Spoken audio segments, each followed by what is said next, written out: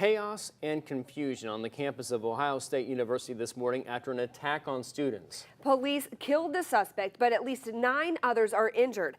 As CBS's Brooks Sylvia Braga reports, a campus-wide shelter-in-place order has now been lifted, but many questions still remain.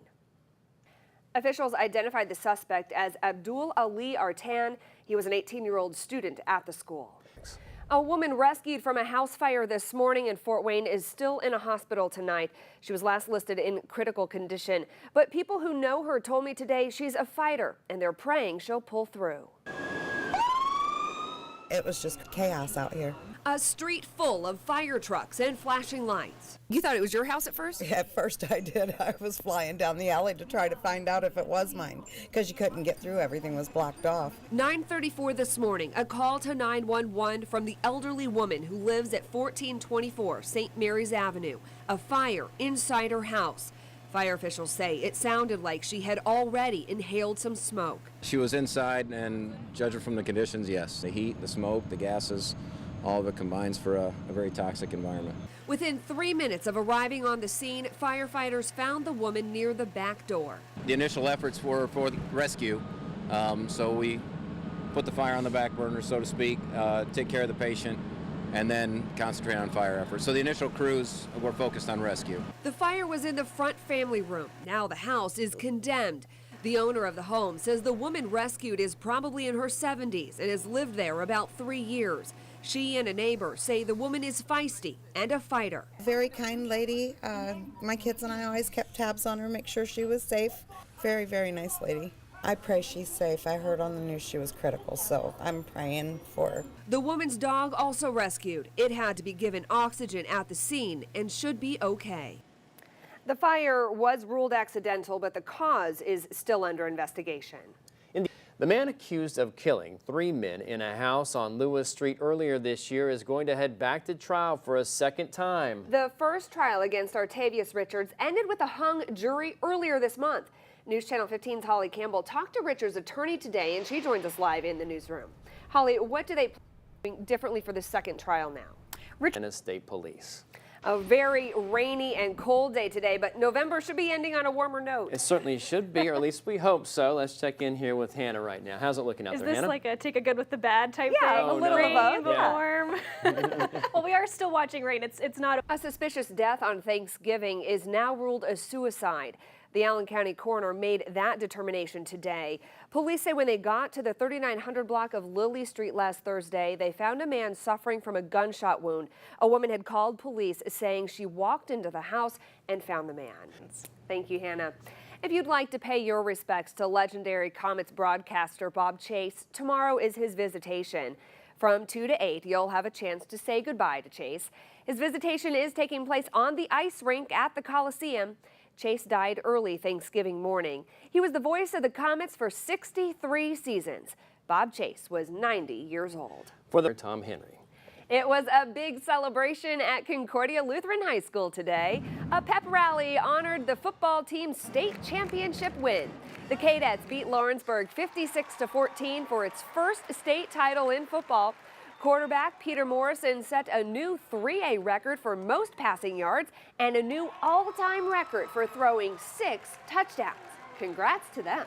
Really impressive. Following a Thanksgiving break, President-elect Donald Trump is back to interviewing candidates for the Secretary of State position.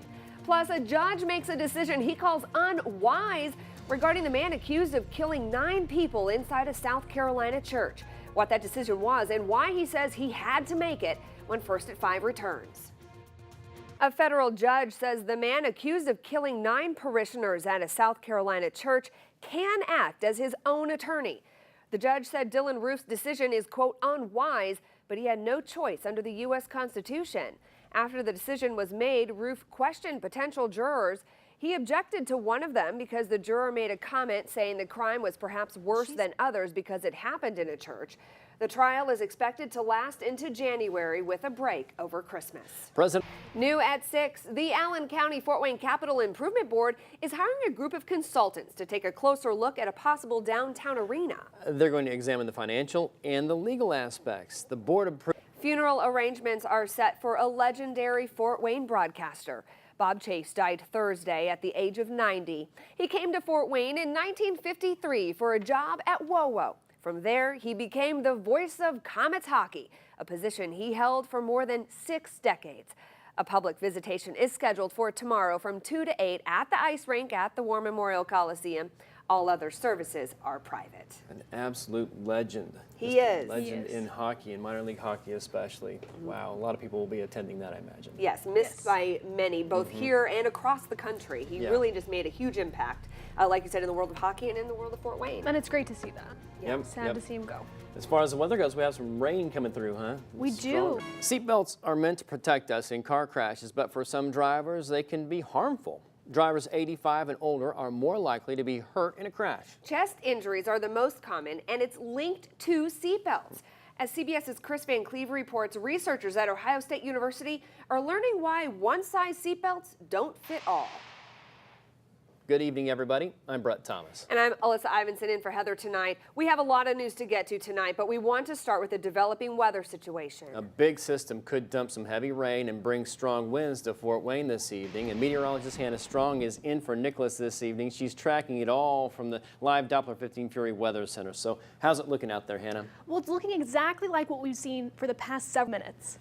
We are learning new information tonight about the suspect that was involved in an attack at Ohio State University this morning. Officials say he was an 18-year-old Somali refugee. And tonight, officials say this may have been an act of terrorism. The school issued an active shooter alert this morning with the words, quote, "run, hide, fight." Police say the suspect purposely drove over a curb and into pedestrians, then got out of the vehicle and started stabbing people with a butcher knife. And updated information we just learned a few moments ago from our sister station in Columbus. Now 11 people are reported injured, 1 critically. SWAT teams rushed to the scene while students and staff sheltered in residence halls and classrooms. They used whatever they could find to block the doors. There was actually an ex-Marine hood. Police shot and killed the suspect. Tonight, the FBI and ATF have been sent in to help investigate.